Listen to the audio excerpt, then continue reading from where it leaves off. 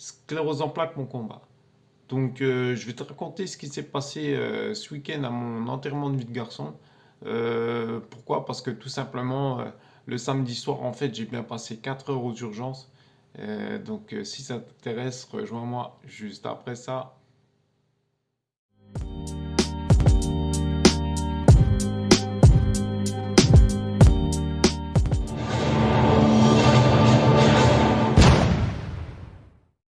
Bonjour à tous, bienvenue sur ma chaîne Sclérose en plaques, mon combat, c'est Anthony Lessu. Aujourd'hui, je te retrouve tout simplement. Je vais t'expliquer un peu ce qui s'est passé ce week-end et pourquoi je me suis retrouvé aux urgences samedi soir au lieu de passer une petite soirée tranquille. Je vais te mettre dans le bain. Comme je te l'ai dit, mon pote là, il est venu me chercher le vendredi à 14h30. Il y avait mon cousin, mon témoin et puis un autre pote. Tout s'est bien passé. On monte, on allait à la Bresse tout simplement. Le vendredi, ça se passe bien. T'as vu, on a fait un petit resto. On a passé une petite soirée tranquille. J'ai passé une bonne partie de la soirée avec mon cousin. On a picolé un peu, on a refait le monde. Donc tout impeccable. On s'est couché et arrive le samedi matin. Là, on se lève tranquille. Il y a les amis qui n'étaient pas là qui arrivent. Il y avait presque tous mes potes. Tu vois bien quoi. On commence à boire un petit peu, quelques bières, des choses comme ça. Les amis étaient tous là. On se mange un petit truc, des petites pizzas le midi là. On était dans une bonne location, j'ai envie de dire. C'était un petit chalet. Bon, c'était pas un ménager PMR, mais bon, tu vois bien avec 10 potes.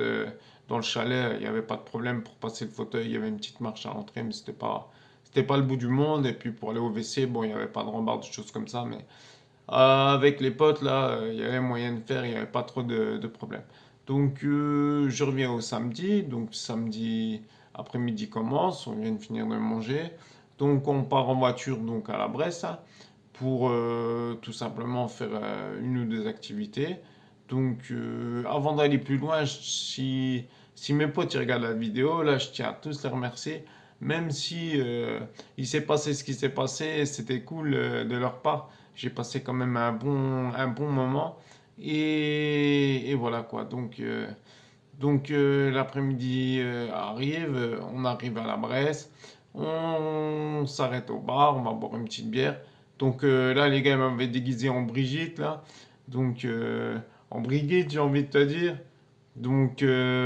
Ouais, c'était gentil quoi. Voilà, hein, en déguisement, tu vas picoler un petit coup à droite, à gauche, là, on va discuter, on a bien rigolé. Et puis ils me disent, bah, c'est l'heure d'aller en activité, quoi. Ils m'avaient fait un peu stresser parce qu'ils me disaient, ouais, c'est un chant en parachute. Bon, bref, ils m'ont fait un peu marmonner. Puis du coup, on arrive à la Bresse, la Schlitt Mountain. Alors, qu'est-ce que c'est la Schlitt Mountain? Ben, je te mets un petit extrait là.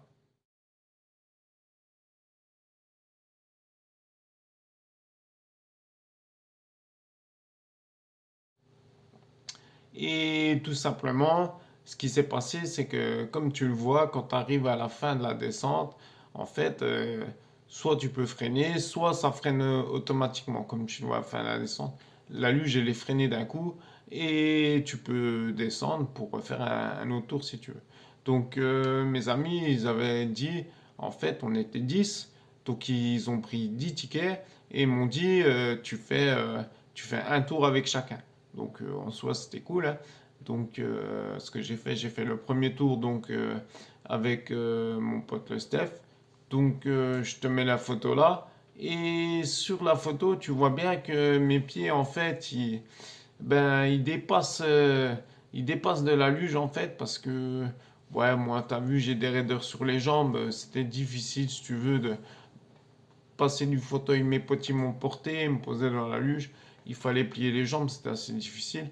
Et le mec qui était là pour gérer le jour de manège, là, il m'a dit, écoute, il n'y a pas de problème, tu peux laisser tes jambes dépasser devant, ça devrait aller. Et devant, comme tu le vois sur la photo, mes pieds ils dépassent à peu près de 20 cm de, du bout de la luge, quoi. Genre, où c'est qu'il y a qu'autre chose si toutefois il arrive un choc ou quoi. Mais le mec, il me dit, il n'y a pas de souci, il n'y a pas de raison qu'il y ait un choc ou quoi. Donc, la première descente que je fais avec mon ami le Steph, franchement, ça va, ça a été pas de souci. Donc, il a freiné un peu, hein. Donc, tu peux freiner un peu, tu peux ne pas freiner. Je crois la luge, tu peux descendre au maximum 30 ou 40 km/h, donc c'est pas mal, hein. T'as quand même des bons petits virages penchés. Ouais, ça fait un peu comme un bobsleigh, quoi. Mais du coup, tu risques rien, t'es accroché et tout. Donc, première descente se passe avec mon pote le Steph, nickel. Et puis après, bah, mon pote Mika, donc mon deuxième témoin, il me dit on y va ensemble. Et je lui dis bah, pas de problème, on y va. Dans la grosse montée, comme tu l'as vu dans la petite vidéo, il me dit écoute Tony, tu sais quoi, on freine pas.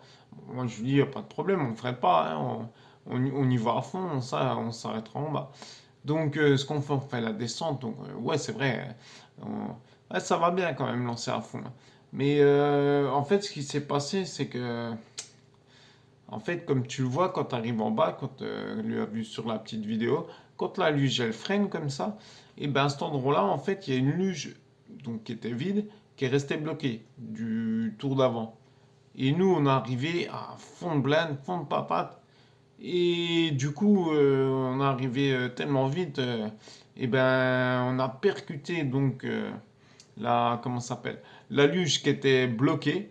Je sais pas pourquoi elle était bloquée, écoute, pas de chance quoi.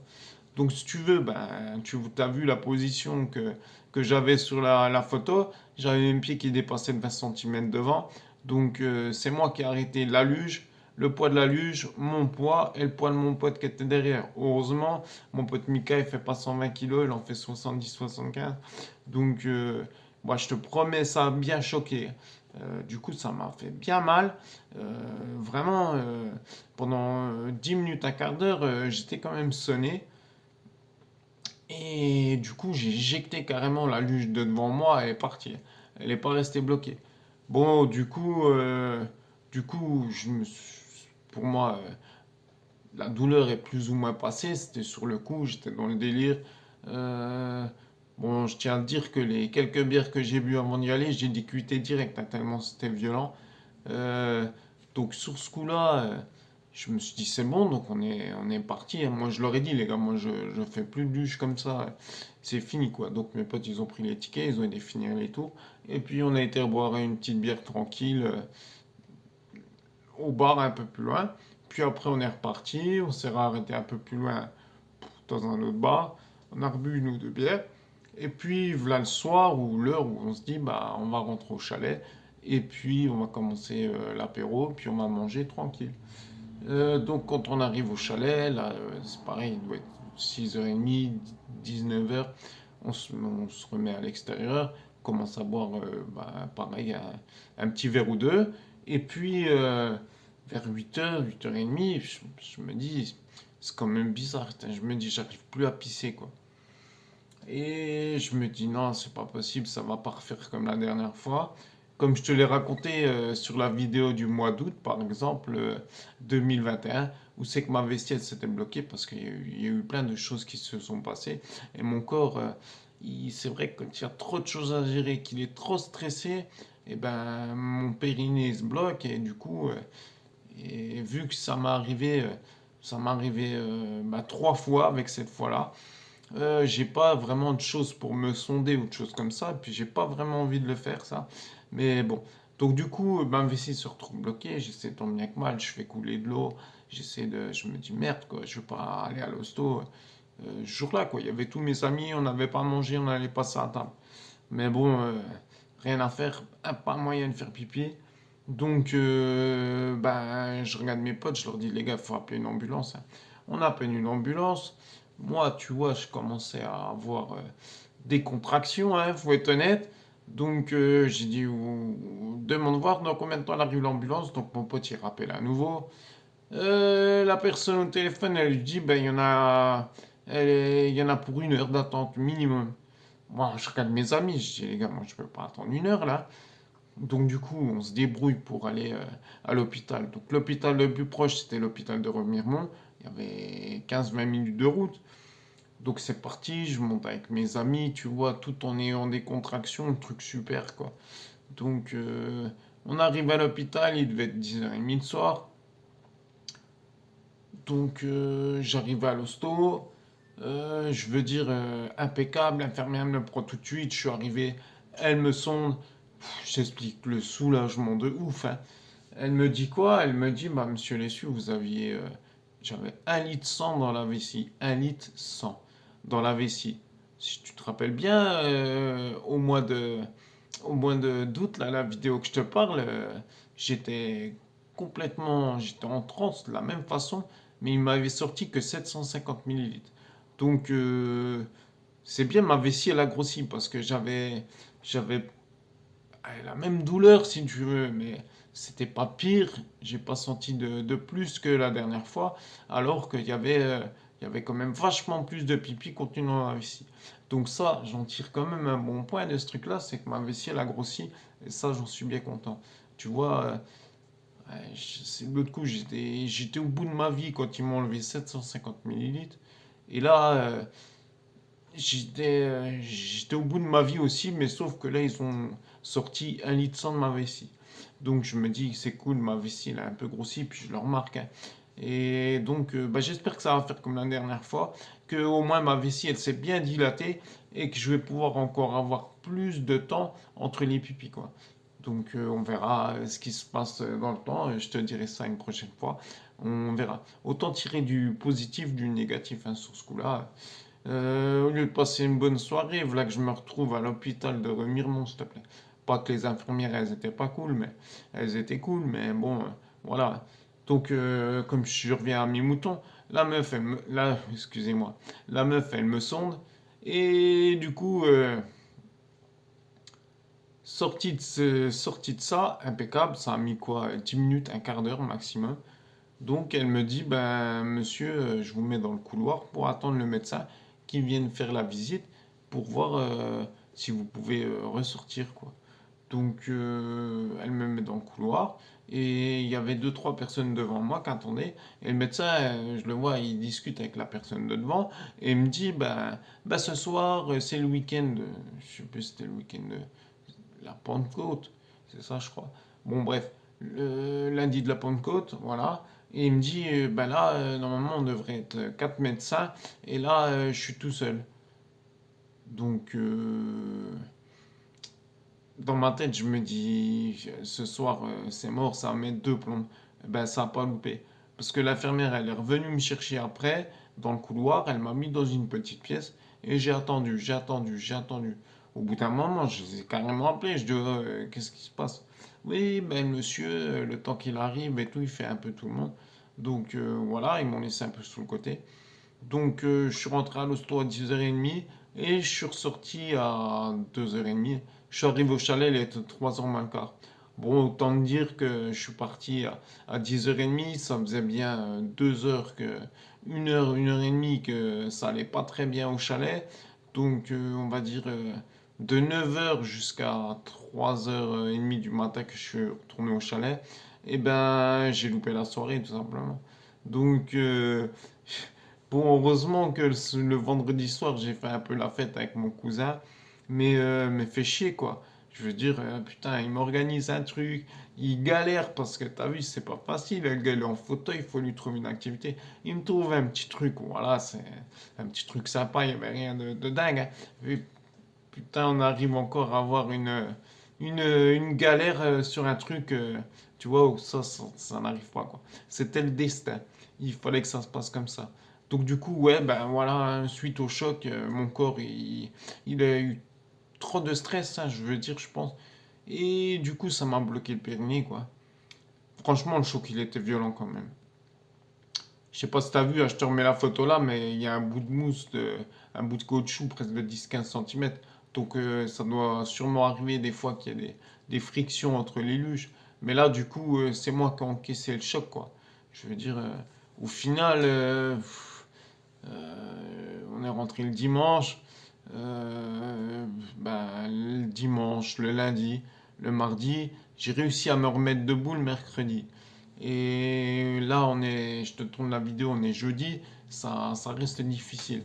En fait, j'ai les tendons, ils ont comme une tendinite, tu vois, du genou, les ligaments croisés, quoi. Ah, les tendons, ils ont pris une triquée, quoi. Franchement, tu sais, moi, j'ai les jambes bien tendues, et là, elles ont plié, mais d'un coup, quoi. Et je veux dire, le d'un coup, il était un peu violent. J'ai vraiment encore des douleurs au niveau des tendons dans la jambe droite, hein, et sur le plat du pied en dessous. Je vais être honnête, ça a bien choqué, quoi. Mais bon, voilà, je suis rentré. Bon, ben, il y avait déjà des amis un ou deux qui avaient trop bu, qui dormaient. Et du coup, j'ai continué. J'ai bu un petit verre quand même avec les quelques personnes qui restaient. Mais tu vois bien, à 3h30 du matin, quoi. Je veux dire, la soirée, elle était niquée. Donc, voilà, quoi. Bon, ben, on s'est réveillé le matin, le dimanche. J'ai bu un petit café avec mes potes. On a discuté un peu. Et puis, et puis voilà, on était de retour à la maison, quoi. Donc voilà ce qui s'est passé ce week-end. Vraiment, j'ai pas eu de chance, quoi. Il a fallu que la luge de vent, elle soit bloquée, quoi. Je veux dire, ah là là là là, j'y crois pas, hein. Bon, bref. Ce week-end, c'est le mariage. J'espère que ça va se passer d'une autre façon. Là, il n'y a pas de luge, il n'y a pas de risque, donc ça se passera comme ça se passera. Donc, ben voilà, je voulais te raconter cette petite, euh, cette petite entourloupe là qu'il y a eu ce week-end, mais bon, c'est comme ça. Donc, je te laisse là-dessus, je te dis ciao et on se reverra la semaine prochaine. Bah, je serai marié quoi. Donc, allez, je te dis ciao, je te dis à la semaine prochaine. Ciao!